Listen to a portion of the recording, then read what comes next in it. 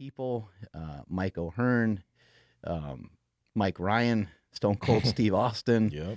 Phil DeRue, and I think we polished everything off with Lance Keys. I don't think I'm missing anybody, right? 2 people.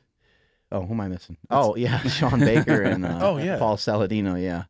And that was an amazing podcast that we did on the carnivore diet.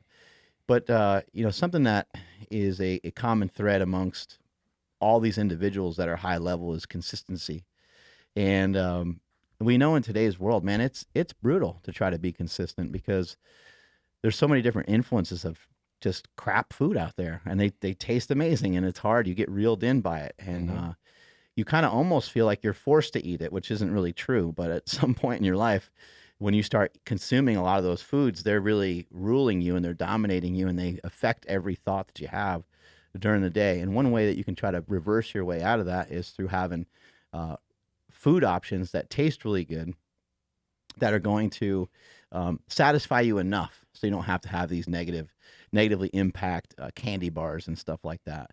And the people at Perfect Keto and the people over at Piedmontese, Certified Piedmontese, they have great products that will allow you to eat nutritious foods, to eat good food that taste really good, that can help you. It's not gonna like magically, enter your life and fix you, but it could really assist with helping to make better food choices. And I know for myself, coming down from being over 300 pounds, I needed some like keto treats along the way. Unfortunately, Perfect Keto wasn't around at that exact time, but still to this day, rather than reaching for a peanut butter cup, which you guys know is my favorite thing, my second favorite thing on the planet is cookie dough.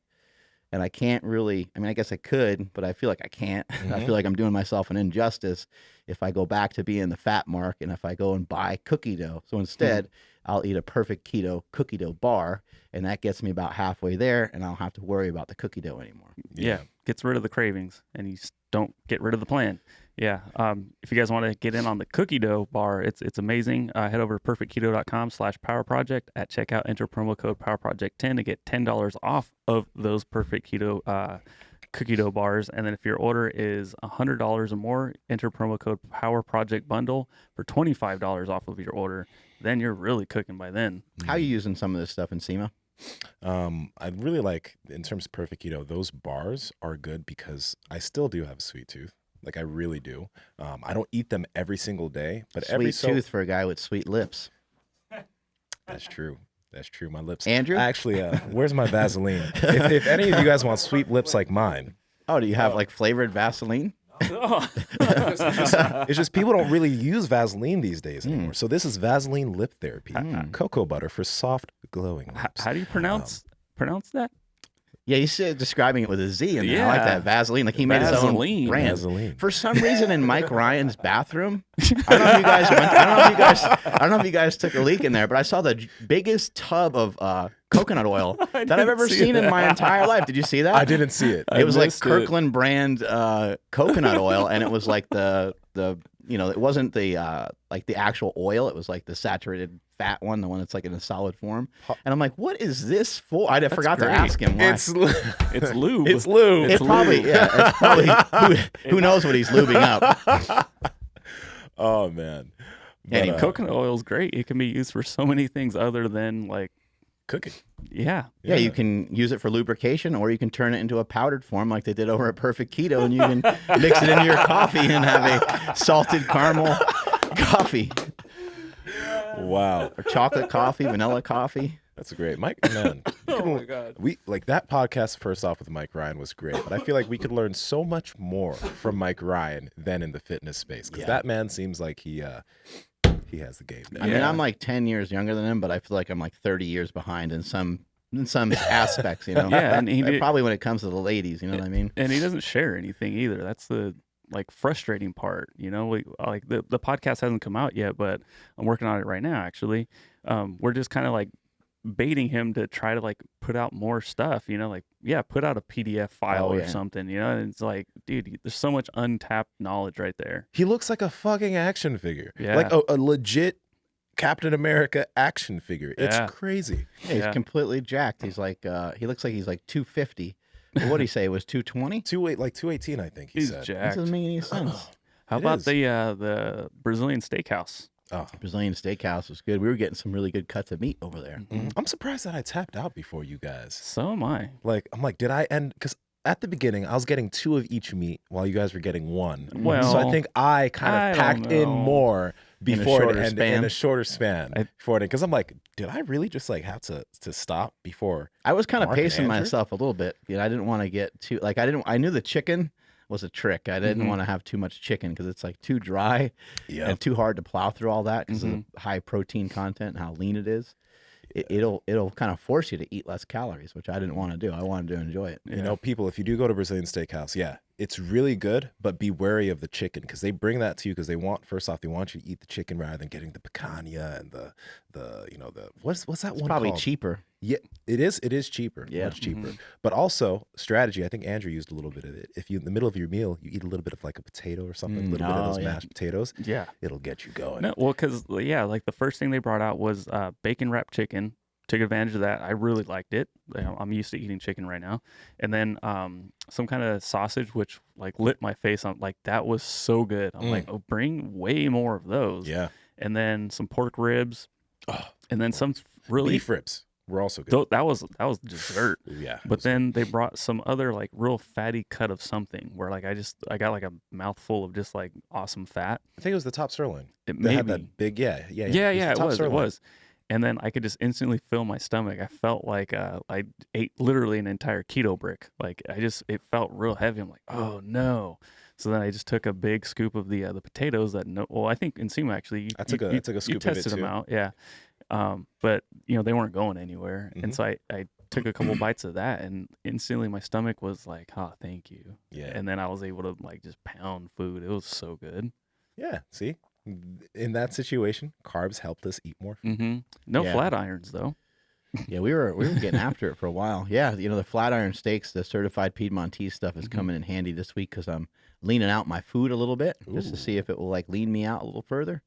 Just trying to experiment with it, but then I also realized how much fat I'm taking in. I'm like, oh my god, I got to cut back on like everything because I throw butter and extra egg yolks and like good stuff. Yeah, I use a lot of fat on a lot of stuff. So I'm like, hey, what can I have that's super lean? But obviously the certified Piedmontese steaks are insanely lean, and I had a bunch of flat irons recently and a bunch of the New York strips, and I think the flat iron steak I want to say maybe has about 3 or 4 grams of fat per serving or something like that. It's super and how low. much protein, Andrew? So one full flat iron steak has 90 grams of protein, 8 grams of fat, and obviously, so there's nothing else. It doesn't make any it's the sounds like a world record to me. It's the best supplement like ever. Those guys need to win like a Nobel Prize or something. I mean, what could they win?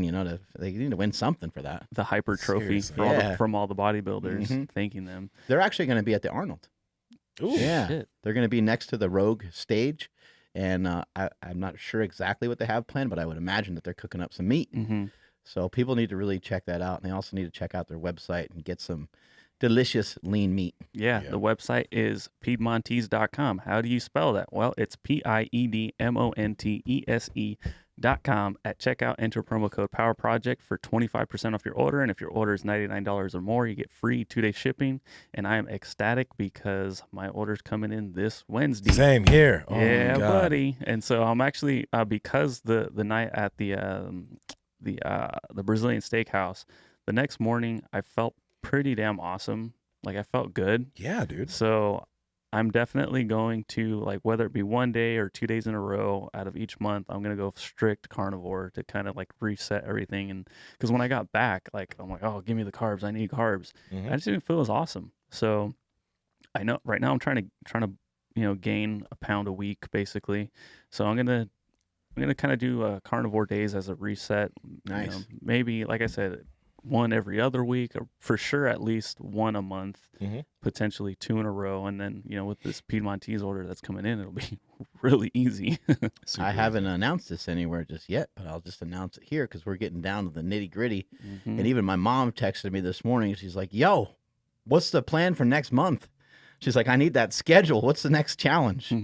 Because my mom is all over that Facebook page. She sends me like screen captures of like all the other people. She's like, look at this guy made all this progress and this girl did this. And this is really cool. And then she comments on everybody's stuff. She likes everybody's photos and their progress. Awesome. And she stays busy in there. I like it. Yeah, it's Mark Bell's Carnivore Challenge. But what I'm going to do is, you guys have all been suckered in for a ride that lasts a month.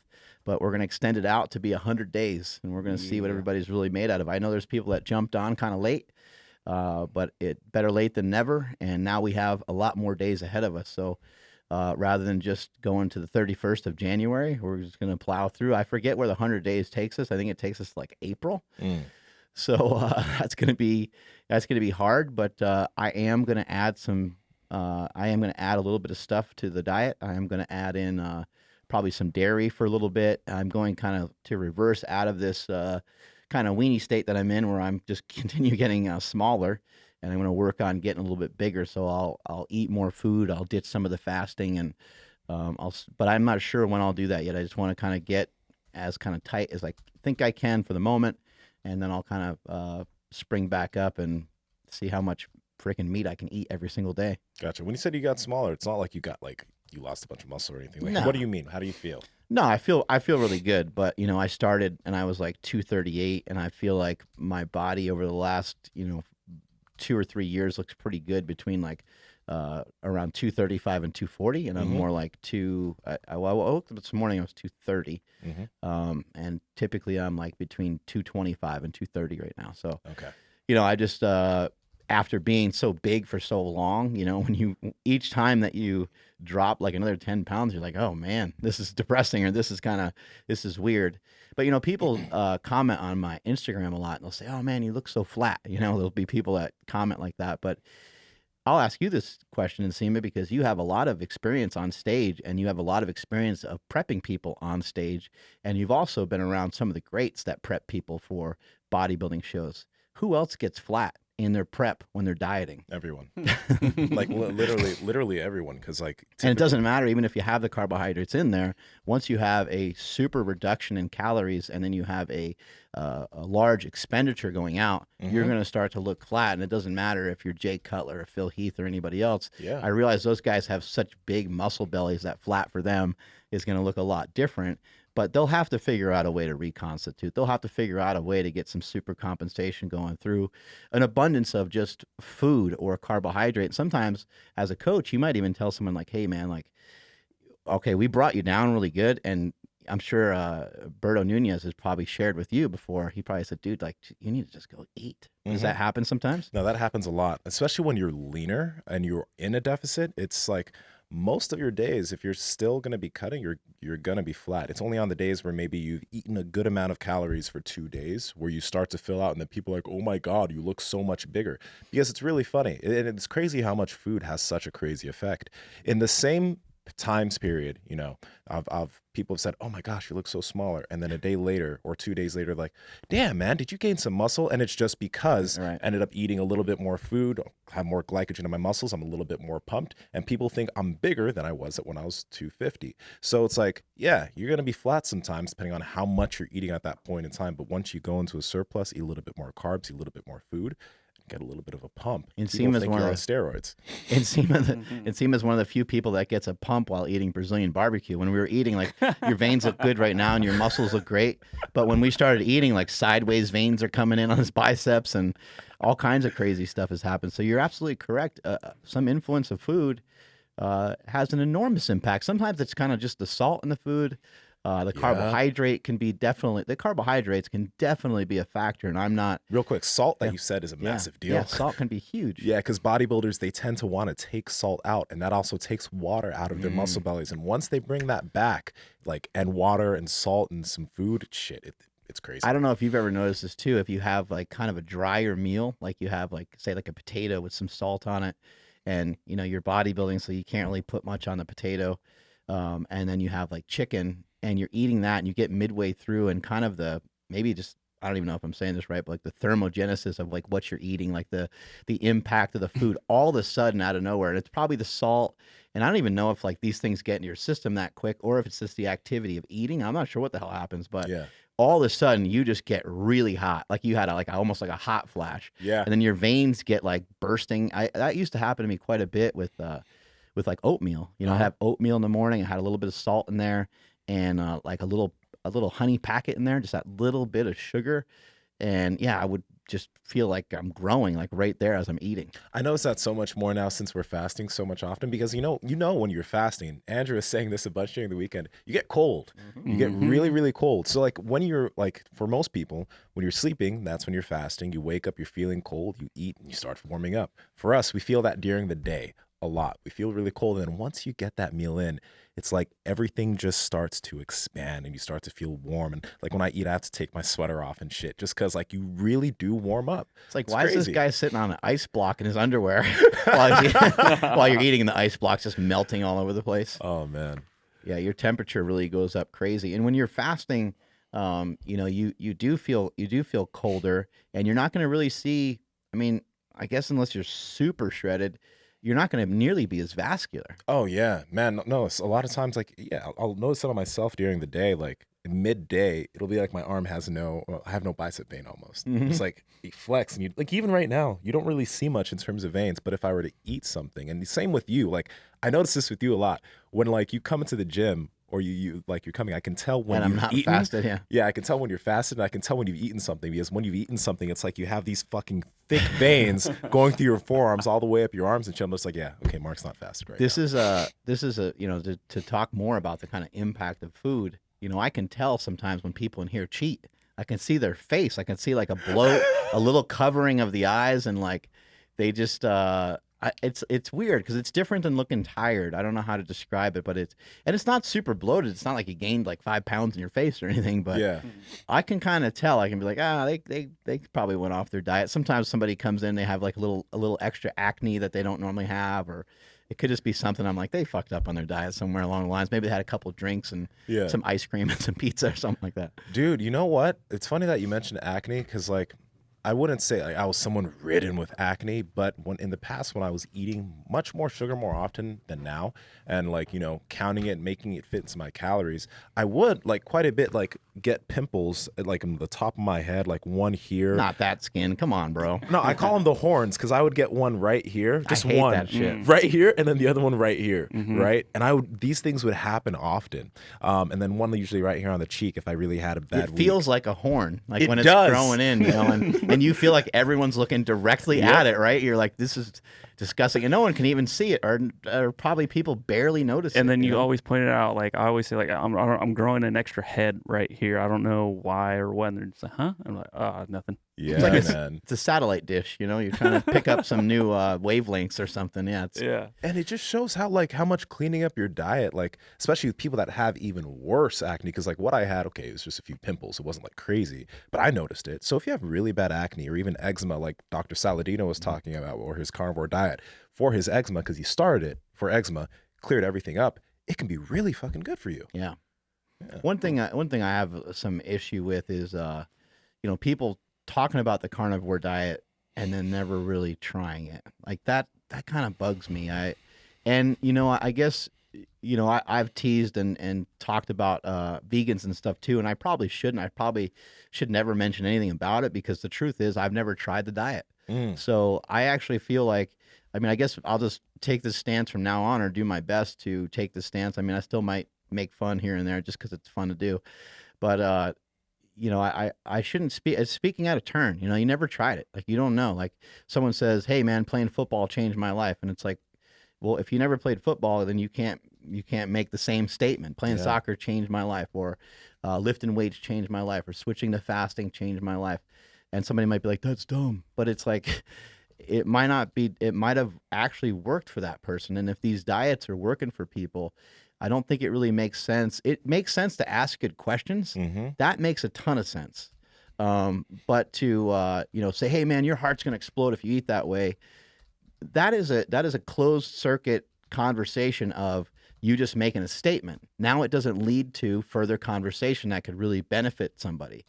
Hey man, you know, I might have a misinterpretation of this, but isn't eating all that red meat, like, I've heard that it's bad for you. Is that true? Is there truth to that? Well, now you asked a question, and that opens up a conversation for some really good dialogue. And you could say, hey man, if you checked out information from Dave Feldman, Paul Saladino, Dr. Sean Baker, if you check out our upcoming podcast with those savages, then you're going to learn that actually there's a lot of myths that are going to be dispelled, and you don't really even need to focus so much in on your cholesterol, stuff like that. Dude, I'm absolutely 100% guilty of doing that same thing. When I discovered flexible dieting when I was like 19 or whatever, I started doing it and I was like, oh, you can count your macros and you can cut and you can make all these different shit foods fit.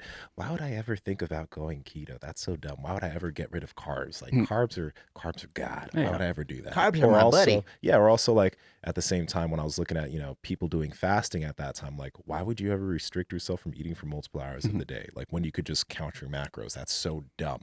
Until I actually did these things and I saw the benefits that they had. I saw the benefits that they had on my actual habits in terms of food and my ability to, not crave certain foods as much. And then I could understand, wow, I see why this is beneficial. And then that's why at the same time, like when people because I have a few people that I work with that are vegan, I don't tell them not to be vegan because it's worked for them. They have the reasons for it.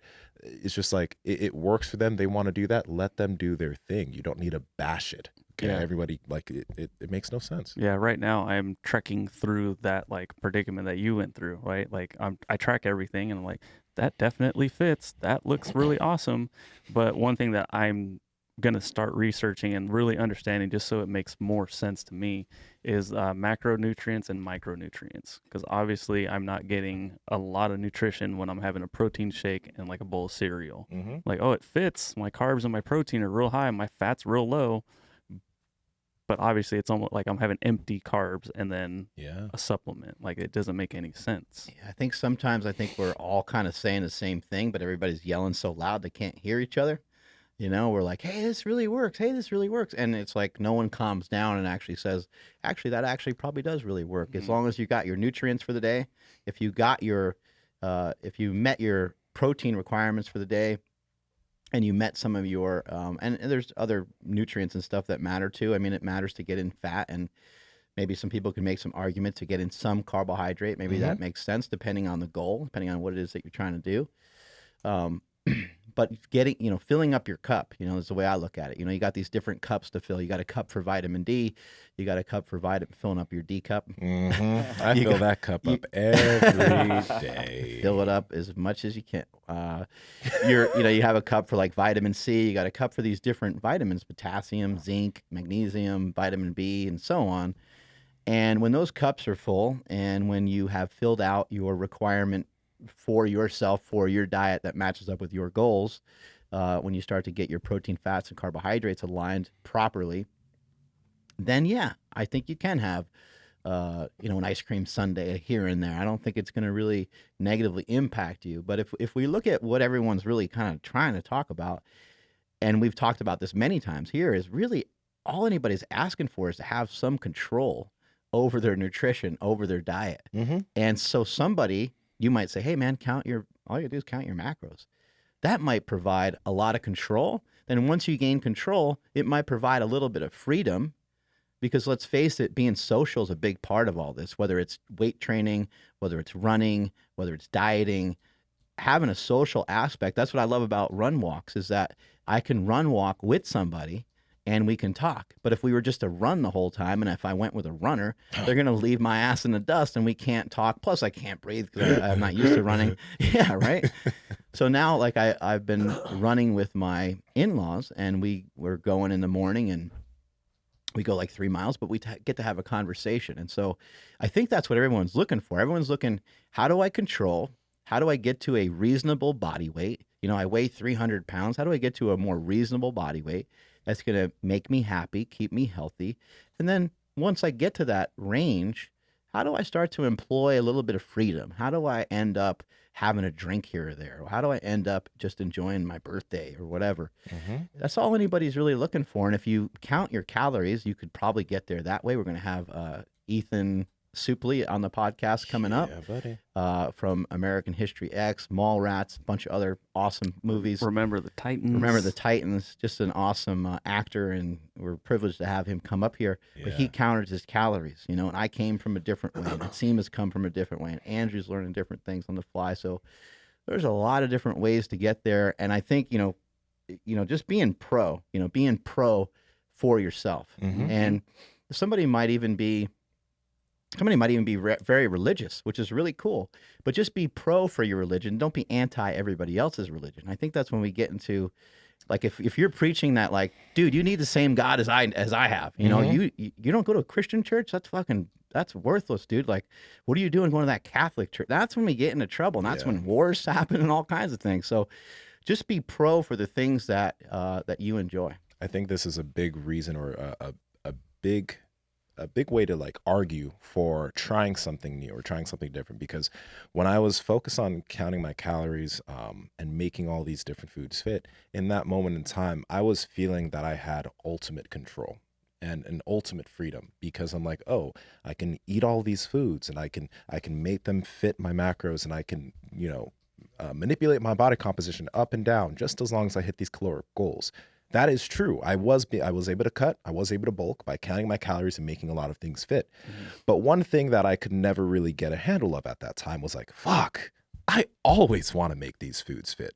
Like I felt like I needed to try to make that ice cream or whatever. I had to make it fit because I really wanted to have it. There was never a time that I didn't want to have it. And at that time, I didn't understand that that is a level of not having control. If you can't control yourself of not having a craving over something, or if you can't like really give yourself a reason to turn away from it, that you're not in control. It's still in control of you. You're just finding a way to bring it in a little bit. And then when I picked up a little bit of fasting, my habits changed, and then I wasn't feeling that craving as bad. And I could go weeks, or like, I could go weeks without having it. And then if I wanted to have it, cool, I could have it.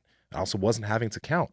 So that was a higher level of freedom and a higher level of control, which I wouldn't have been able to get to if I didn't just try implementing fasting into my daily habit. And for you, for yourself, for your background with soccer and your background with athletics and your genetics, you may have been able to have a little bit more freedom and fit some of those foods in that maybe somebody else would have still been 30, 40 pounds overweight with. I definitely had a fast metabolism. So like I could eat higher calories and not gain as much body fat, primarily because I had so much activity. Right. So like because of the amount of activity I was doing. Soccer is a huge deal. Oh, yeah. You're burning a lot of calories. And how long did you play soccer for? 6 to 22, so 16 years. Yeah. Guys, you know, are you paying attention to that? Because everyone, like, I'm tired of it after hanging around with the guy for so long. People just saying genetics all the time. 16 years of soccer. You know, go through that and then say it's genetics. You know, you're probably not going to find a lot of people that played 16 years of soccer that don't have a good revved up metabolism from that. I mean, I'm sure you might be able to find a couple guys that like broke their leg towards the end of their career and then they got fat or whatever, but for the most part, they're probably riding out the rest of their life in pretty good shape. That's one thing I noticed a lot of like volleyball, a lot of guys like male and female volleyball players or athletes that did a lot of just high activity sports. When they enter into the physique realm or the powerlifting realm and they start trying to count their calories, their metabolisms are still really, really fast. It'll slow down over like later on in life. Let's not act like it's going to stay there forever, but it's pretty fast off the bat. But yeah, like, you know, probably have a desire to move around too. Yeah, that's why I picked up jiu-jitsu, just because like after I stopped playing soccer and I couldn't play soccer, you know, I was doing bodybuilding, I was doing powerlifting, but I was just like, like I had this urge to go and try or do something that just had me move more, had me, you know, use my body more. So Stone Cold didn't understand soccer too much. You know, but he appreciated it. Yeah. You know, and it was so cool to see. He's like, we didn't have that round ball. We had a pigskin. We threw it around. Yeah. And Nsima, you wanted to talk about context today. What you have in mind? You know, we already have been talking about context, but a lot of you guys have probably heard of our boy Robert Downey Jr., Iron Man. He was on the Joe Rogan podcast recently. One of my favorite actors. I love that guy. He's so good. He's awesome. He does also this martial art called Wing Chun. It was Bruce Lee's thing. Have you ever heard of it? Yeah, he does that too. And he talks highly of it. And it's cool. Like, it's cool that he does that. But it's a lot of movements too, like not always necessarily against like an opponent, right? You know how they have the wooden dummy thing? Have you ever seen that? Like, yeah, they have the wooden dummy with the arms. And they're doing all this stuff, whatever. It looks like it would feel good. Yeah, to move around like that, right? It probably would. And the cool thing is that, like, you know, a lot of people bash different martial arts, but you know Tony Ferguson, he's done Wing Chun in the ring, and it's worked.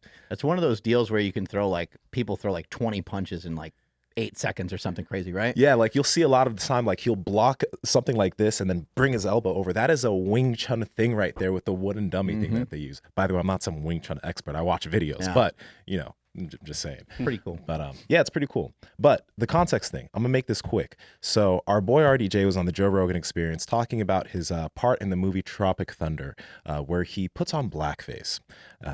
And great movie. It was a great movie. But when he was talking about it, he was saying, he was mentioning how actors shouldn't be able to actually get away with it, but he was. And people got outraged. That's a short version of what he said. People got outraged because they're like, this white man playing blackface in a movie. But I think a majority of people that were getting outraged do not know the context of the part he was playing in the movie. He was playing a white man who got pigmentation surgery to become a black man for a part in the movie. So first off, it was a movie within a movie, but it was pretty much showing how ridiculous it is for a white person to put on blackface and play a black person. It was showing how that's a bad thing. And they also had a black opposite, a black man in that movie that was playing opposite of RDJ in blackface in that movie, saying, dude, why are you doing this? This is so stupid. You're fucking ridiculous. And so many other characters in the cast were just patronizing him, just like, dude, you're so stupid. You shouldn't be doing this. So the whole movie was showing how ridiculous it is for a white man to put on blackface and play a character. And people are like, he can't do that. But I really think that people just didn't go deep enough to understand the context of what was being done. And if they understood the context, outrage wouldn't be happening. And it's the same thing you see with a lot of these diets. Myself, back when I was 21, keto's so stupid. Fasting is so dumb. But I didn't understand the context in which people were using these diets, because I thought, oh, what I'm doing is so great. So I think that a lot of these, people just bashing all these different diets, it's partially just because they're not paying attention to the context in which people are implementing these strategies. And it's a big deal. It's a big deal. I think it's a huge problem is that people will take a chunk of what you said and they'll run with it, in whatever direction. I've had it happen before where Mark Bell wakes up at 4 a.m. He sleeps 4 hours a night. Yeah, right. Yeah, people, right.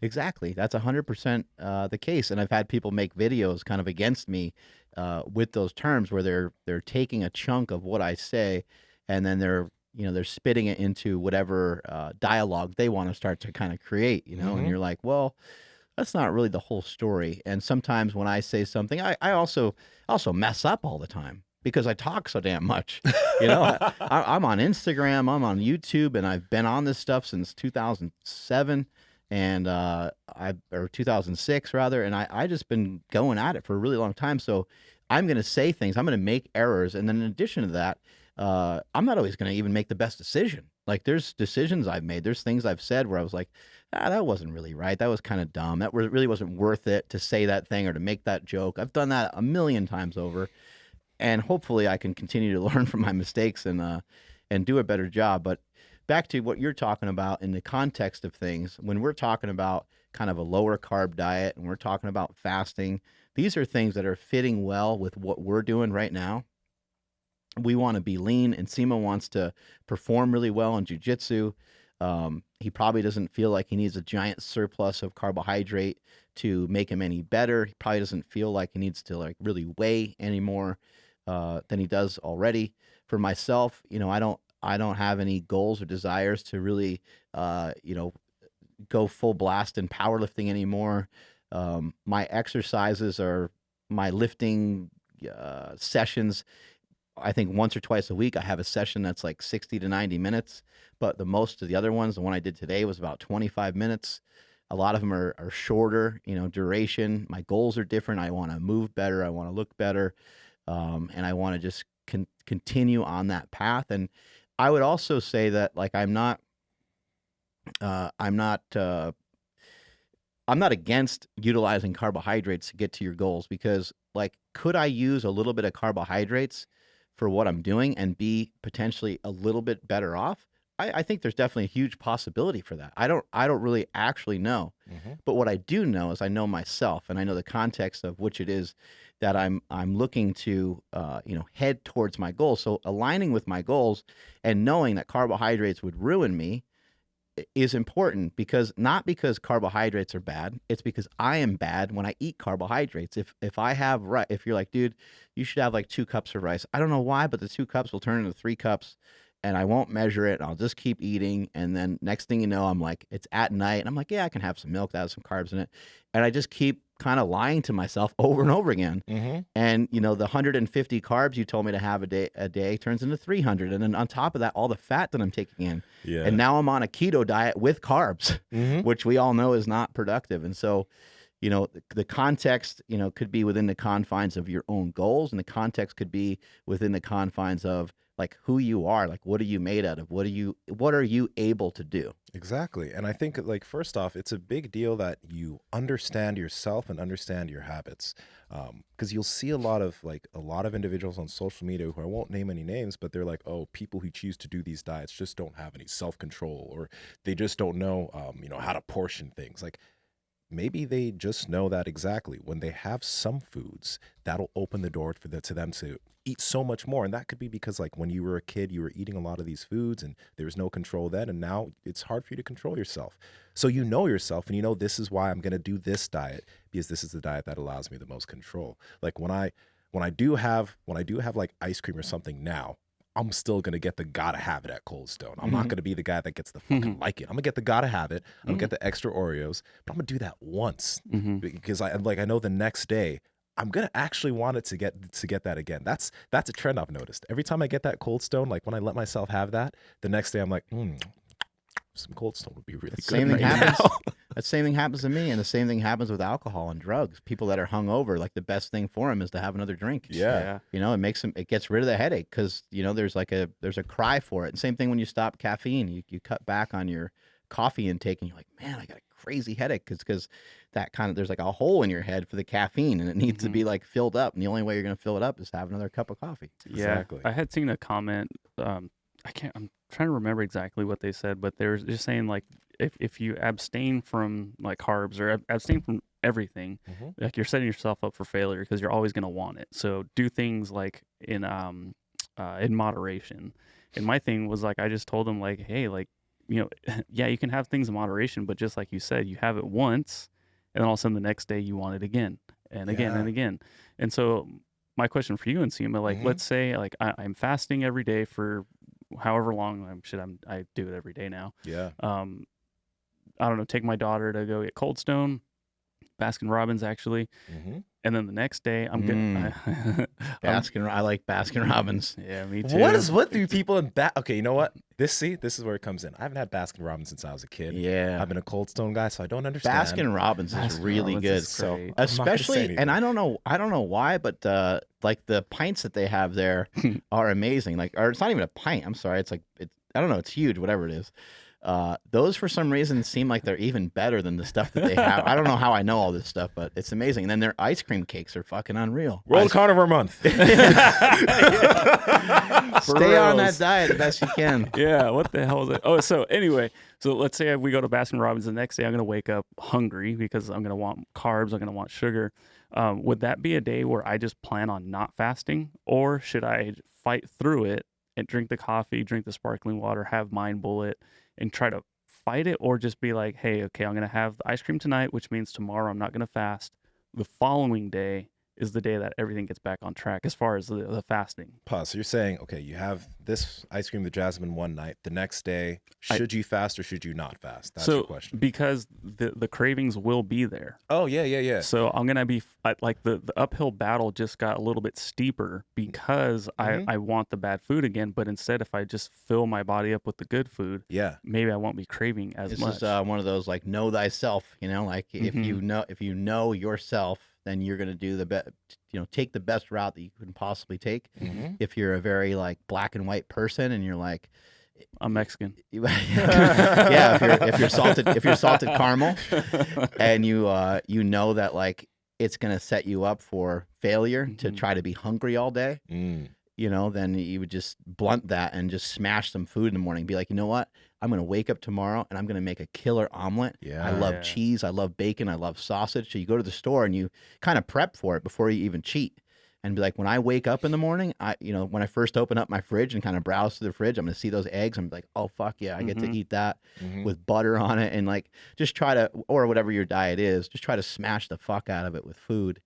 In the War on Carbs book, I talk about fasting in and fasting out. I think you can fast into, eating, whatever you want for the day, and you can fast your way out of it. That is a strategy, but if it's going to be like a too painful of one, then maybe it's not the best option for you. Yeah, and no, most definitely. That's something we were talking about this off air. I don't know if it was before this weekend. Like, I notice every time that I have, like, something like ice cream or pizza or something where I let myself have it, the next 2 days cravings are through the roof, and I have to employ much more willpower not to go get more of those foods. I'll still fast, but it is a harder type of fast. I'm just like, it's in my head, it's in the back of my head, but I know that's going to happen. So since I'm prepared for that to happen, it doesn't surprise me as much as it did in the past. But usually, yeah, what does happen is sometimes I'll just break my fast earlier and eat just really high, rich protein meals, and just break the fast earlier so I don't have to fast as much. And that's a great way of going about it too. But I think going back to Andrew's point, it's really good to understand, like, if you've been doing this fasting thing for a while, and you've been doing maybe carnivore for a while, if you're doing World Carnivore Month, stick to World Carnivore Month. But what I'm saying here is that if you have a little bit of, you can have some ice cream now, maybe for a day, just understand what you might be getting yourself into for the next 2 days. You're going to get yourself into a place where you're going to want to actually have more of that food because you had it that day. And, employing more willpower, you can control it, but just understand that it's going to happen. And I think that in itself, knowing that, is going to make it easier. And it might not be worth it. Might not be worth it. Like if it's going to be hard, if you have something one day, one night, and then you struggle almost the rest of the week, then you really got to pick and choose your battles when you're going to do that. And you might want to think about maybe you can have a little bit different strategy. Maybe you can have things that aren't such a negative impact. Maybe you can have some perfect keto stuff. Maybe you can have some treats and snacks that are still in line with your nutrition. I've shared with people many times the yogurt and slingshot protein thing that I mix up at night. I haven't done that in a while because it's World Carnivore Month and I wanted to buckle down and I got rid of dairy and stuff. But whatever way you can make it through, a lot of days. That's what we're trying to do, is because we need consistency. And then if I think about, things that people enjoy, things that people like, Andrew likes photography. And so how hard is it for him to do a photo shoot? It's really like, he's not going to sit there and think, oh my God, this is going to be so hard. He's going to think, oh, I need to bring these batteries with me. And, okay, we're shooting this today, so I should bring this filter with me. I should bring this lens. And maybe it'd be cool if we had a different camera too. That would be kind of sick, because he's not even thinking about not doing it at all. That's not even a question. You love jujitsu. So, I'm sure you have days where you're like, holy, I got my ass kicked yesterday. I'm sure you've had those days where you had to kind of break through and get over the hump, but you enjoyed it enough to do it all the time. Mm-hmm. So then how do we do that with nutrition? How do we find for it to be enjoyable enough? And I think that's where we get the difference of opinion, because some people are like, well, I feel like I really love, Jordan Syatt loves cereal. Yeah. It's like, I really love cereal. And Jordan Syatt doesn't have a goal to be like shredded. I think his main goal is just to help people gain control over their nutrition. Mm-hmm. And he has a plan, and he has a way that he does it, and it's very effective, and he's helping thousands of people.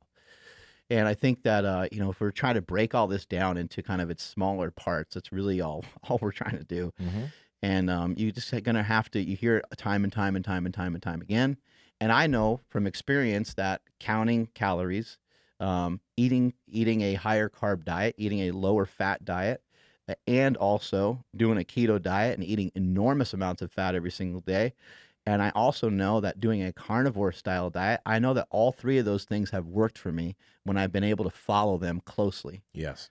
The bodybuilding show, the reason I was able to follow that, and the reason why I didn't go haywire on that while eating carbohydrates, is because there's a couple reasons. It was only like 8 or 9 week prep. It's really not that long. I had help from one of the greatest bodybuilding coaches, one of the greatest bodybuilding minds of all time. And I knew that he was going to lead me in the right direction. So I had total faith in the program that I was going to follow. And I was like, you know what? Just shut up and just fucking listen to him. It was almost like a military style thing where it's like, just goddamn do what you're told. This guy knows the direction that you need to go in. So there's absolutely no reason to question it. There's no reason to try to do anything else. And so I followed it to a T. I also knew that every once in a while, because he knows my personality, he knows me, that Hani Rambod would throw me an underhand pitch every once in a while to make it a little easier. He'd say, all right, dude, like, you've been going hard for like 20 days straight. You've been smashing the cardio. You've been under eating. You've been eating the amount of protein you need every day. You've been hitting your 6 meals. Go enjoy a dinner with your wife, have a drink or two, be a little cautious, but throw in a cheat meal there, and I knew that would, but all those things have worked as long as I was able to follow them. Yeah, no, that makes so much sense. And like we said, everything here is going to be able to work pretty damn well. One thing I did want to mention is, when we were talking about the ice cream and stuff, and the next day we're gonna go. Huh? We're gonna go. Yeah. We're gonna get some ice cream. Baskin Robbins. But when we were talking about like bars from Perfect Keto, or like one of the things that I used to like to do was like the Keto Pro slingshot protein, along with some heavy cream. Some heavy cream. Like that would be something that would really it would really help with my sweet tooth. Like I do 2 scoops of slingshot Keto Pro and that. But the thing is, or even the Legendary Foods Pop-Tart we just had, fucking amazing. But this is a thing, because a lot of people tell you and tell me, and Mark, you've probably heard this, oh, there's no way that those bars could be good as ice cream or Snickers bars. And the fact is that they're not.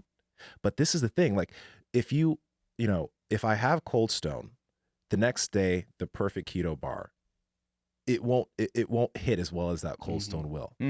But a few days of just having that, I'm like, oh fuck, this is actually really freaking good. So like the main reason we're having all of these things is to stop us from having that crap that we're addicted to. And if we can do it for a good amount of time, it's going to be good to us. That's why we're all saying this bar is really fucking good. It's because our idea of good isn't warped anymore. Right. It's not warped into this highly addictive substance that we were addicted to. And now we're not, because we have this substance that's really fucking good, but it's not nearly as addictive or bad as that. That's so well said, dude. That's awesome. Yeah. And then like the one thing I always point to is the MCT oil powders for coffee.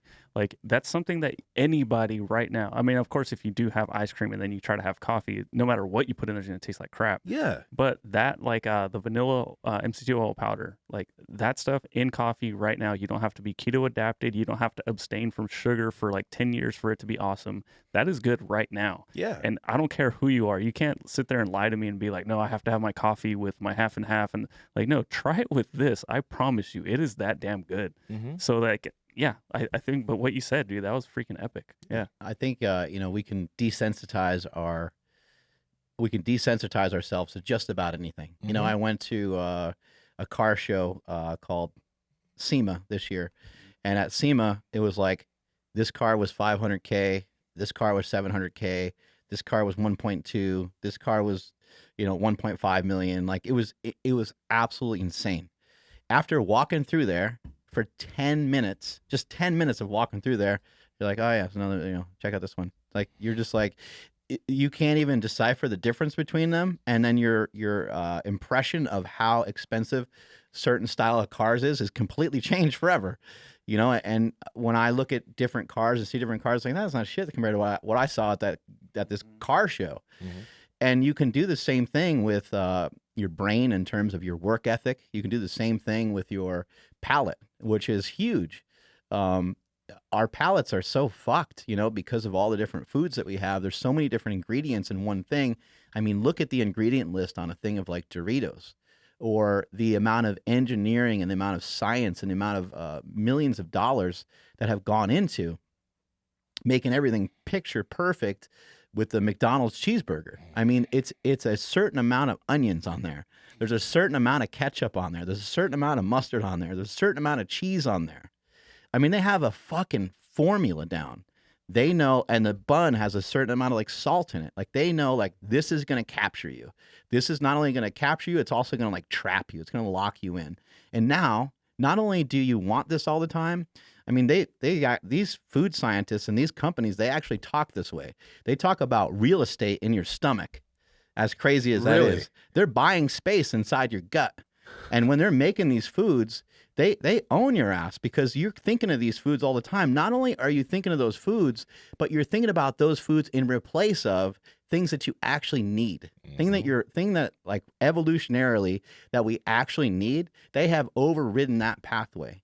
And now you're addicted, and now you're stuck, and now you lost control 100%. The good news is you can get yourself out of it.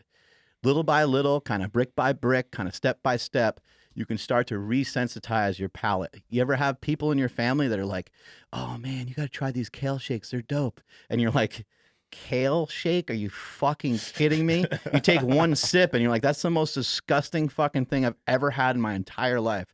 Get the fuck out of here, right? and the same, but they, you know, because they have a healthy palate, they're actually tasting all the flavors. You know, now if I was to eat spinach, which God forbid I do because I'm on a carnivore diet. How dare you? If I was to eat spinach right now, I would be able to explain to you how it feels. Whereas somebody who has what I call gas station taste buds, somebody with kind of 7-Eleven taste buds would say, tastes like dirt, you know, it tastes like the earth. And I would say, no, it kind of has like a little bit of a nutty flavor at the end. It kind of almost tastes a little bit like an almond to me with some kind of greens mixed in. I might be able to be more descriptive because my palate has changed. I have changed it from the fat guy that I was when I was 330 pounds to where I'm at now. And now when I bite into a steak, I'm like, this is the best thing. This is like one of the best tasting things. And on top of that, it's one of the best things I can do for myself. Yeah. So you can really flip the script on yourself and you can really change everything around. And on top of all this, you know, it's a commitment level. You know, what's your commitment level on this? What is your, you know, it's easy to kind of say like, oh, you can fall off because of like this and this and this and this, and you got to be really careful with your desires. Well, what about in your relationship? You know, are you so weak that you see another girl and you're like, hey man, I need to go chase her down, right? Like what's your commitment level? Do you have strong commitment and strong convictions towards the things and the people that you believe in your everyday life? If you do, if you already have strong convictions and you have a good commitment level to the gym, you can turn this shit around because you have good, strong qualities about you, have good values, you have good virtues, and you can turn it around. And it's going to take a while. It's going to take a long ass time to get yourself off these certain foods. It's going to take a long ass time to pull yourself away from porn. Yeah. Take a, you know, and I know porn is like a weird, like different thing, right? But it's really not that different because it's sexy, it's attractive. This is the thing that you think is good for you at the moment because it provides a lot of pleasure. The food does the exact same thing. Dude, I could not have said that any better. God dang, we need to make that into a soundbite. We might. Let's make a meme. Speaking of memes, the Sonic one of you was pretty funny. Yeah, I was crazy. That was so good. I didn't think I was running that fast. It's so good because the Sonic drawing was so cheap and then the audio was so bad. Can you pull that shit up? Like, oh my God. Is that possible? Joel Green loved it. Joel was so pumped about it. Dude. Yeah, so we were down in LA and we were doing random 20-second sprints. And when I do a 20-second sprint, it's probably not that scary, but Nsima does one. It's a little bit scary. Yeah, I was booking down that sidewalk, man. It's you feel so good afterwards. Like your body feels like your hips we feel thought nice. Nsima tripped. We were like, what happened? But he just took off. Yeah, man. No, that's something I'm going to be doing as much as I can. Those I like the random way sprints. I like the way that you were running though, because you know we're running on the sidewalk, which is super dangerous. But you kept your feet kind of closer to the ground rather than really opening up your stride where you could potentially hurt yourself. Oh hell no, I'm not trying to pull a hamstring. Let's Here we watch go. this real quick.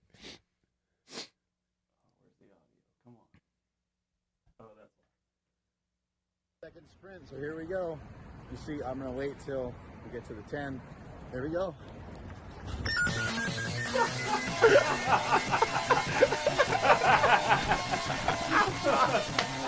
This is so good. What's this guy's name? Sonic. Oh no, I know his. Okay. It's spaghetti and SARMs. Oh yeah. Classic. See, now that's funny. Some people know how to make fun of people. That was great. That was fucking awesome. Sorry, Come on, step it up. Yeah, just the audio people. We didn't get a chance to see that. They just heard noise, but that shit's so funny. Just head over to Spaghetti and SARMs on Instagram, and you'll find a picture of Mark in the thumbnail. It's so good. That was freaking fantastic. So the influence of that is from Joel Green, who was on our podcast recently. And I'm going to try to start to implement a little bit more of some of his stuff. I can't really venture out too much into messing with too many things, since I'm not eating any vegetables and stuff like that. But once I get done with this 100-day fiasco that I got going on here with the carnivore stuff, I'll probably spin into messing around with some of his stuff. But he did tell me to try orange roughy, because it has like some weird fat in it that's like waxy and your body can barely like digest it or something weird. So I don't know. I was gonna give a couple of things that he recommended a shot, but the 20-second sprint is something he talked about, and we had him on the podcast. We were thoroughly confused. We're like, wait a second. So you like just at the end of a workout, you go on a bike or something, and you do a 20-second sprint. And he was like, no, whatever I'm wearing, I'm outside and I just sprint. Like, wait, you just sprint like on the sidewalk. Are we getting this right? And he's like, absolutely. I just sprint on the sidewalk. So we tried it out in Los Angeles, and I've been staying pretty true to it. He said he does like 2 or 3 every single day. I haven't been doing 2 or 3 every single day, but I've been making sure to get like one representation of it at least in every single day. And so I've been like, I have a bike at my house, and I was going on the bike. What I noticed with the bike, which was nice for me, is that I could actually sprint on it. Yeah. Whereas I'm not conditioned or prepared yet to do like full on sprints just yet. But it is something I'm going to keep around for a little while. I'm going to check it out and see how it works. It kind of real quick kind of ties in with what Sean Baker was talking to us at dinner, where he was like, to keep my explosive ability, he does a lot of box jumps, he does a lot of explosive work, and it's kind of the same concept here, except Joel's having us do this just to be able to maintain that as we get older. So going from 0 to like 80 in an instant without warming up, having that ability, it's really important. That's a really big deal. And anybody listening that's going to give it a try, go gradual into it. On a scale of 1 to 10, run it like a 5 or a 6 at first, and give yourself, at least a couple days to get conditioned to it. See, the last thing you want to do is go out there and tear a hamstring or roll an ankle. Yes. If you're going to be running, in the street. And I think that's the magic behind what he's talking about, because he's saying no warm up, but boom, go outside and sprint. So now your sprint is going to be at 70 or 80%. Maybe at some point you can get that percentage up, but at first it's like, just be very, very. You're better off being safe than having to eat shit and get your teeth knocked out by landing on the concrete. Do not open up. Where are you at, Andrew? You guys can hit me up on Instagram at I am Andrew Z. Please make sure you're following the podcast at Mark Bell's Power Project. Also on Instagram at MB Power Project, on TikTok, Twitter. Now Byte, that happens to be a thing. Facebook.com/Mark Bell's Power Project. LinkedIn.com/IN/Power Project. Trying to think what else. Oh, something else that we just started implementing. We really thank you guys that have rated and reviewed on iTunes. So yeah, we thank you guys for subscribing, but we really want you guys, bless you, thank you, to subscribe and leave a review. And this is just really cool. Scott Gregg, 5 stars. He says, fun, quote, "This is a fun and entertaining podcast with down-to-earth dudes. It feels like I'm sitting around with a few friends talking nutrition and exercise with some humor sprinkled in. I always look forward to this show." Scott Gregg, thank you so much for leaving that review. Yeah, thanks, dude. If you guys want to have your name read on air, just drop us a review. We'll find it, we'll read it, and we will thank you. Nsima, where you at? At Nsima Inyang on Instagram and YouTube, and Byte at Nsima Yin Yang on TikTok and Twitter. Those reviews help a ton. And then also, if you want to give us some feedback, oh man, you guys missed out. You didn't ask this specific question, or, go ahead and throw that in there as well. Throw in whatever you need to throw in, but kind of on that same note, let's be protective of the Power Project, and let's step in and let's intervene, and let's kick the fucking shit out of people that come in with negative comments. Like, let's be pro, like I was saying earlier. Yeah. Let's be pro for ourselves, and let's be pro for the things that we're communicating about. I know like sometimes we have someone like Joel Green on who's got completely different information than what you're used to, but let's be smarter and let's kind of rise above, and let's ask good questions. And then, let's have this be a Power Project army. And when other people come in and they say weird, stupid stuff, if you want this podcast to continue and you want to see it flourish, fucking knuckle them up. Don't let them get away with shit. They don't deserve to get away with stuff. People don't deserve to just say and do whatever they want. And the same thing goes for my YouTube channel or anywhere else you see it on any of my forums. Somebody comes in and they say this is dumb or that's stupid, or they say a negative comment about somebody else, I would love for everybody to really pile on and fuck those people up. Let's get it. At Mark Smellybell on all forms of social media. Strength is never a weakness. Weakness is never a strength. Congratulations for making it to day number 28 of World Carnivore Month. I'm fired up and excited. Tomorrow is my son's birthday. Woo! That son bitch is going to be 16. Damn. I'm super, super pumped for him. I think like next month he's able to get his driver's license, and excited for him. And we'll go enjoy some food tomorrow night at his favorite place in the world. He's very, very fancy. We are going to Applebee's. Spare no expense. Catch y'all later.